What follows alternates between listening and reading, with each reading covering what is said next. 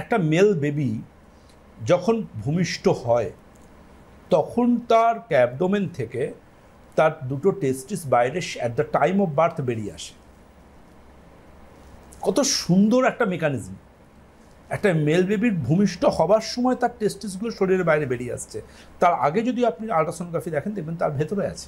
আচ্ছা, at the time of birth কিন্তু ওটা বাইরে বেরিয়ে এলো।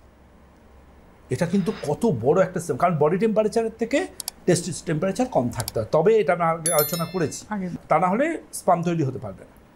তাহলে ল্যাপটপ খুলে নিয়ে কাজ করা কিংবা বাইকটা চালানো, বডিতে তো যথেষ্ট টেম্পারেচার, ওই টেম্পারেচারে বাইরে রাখতে হবে।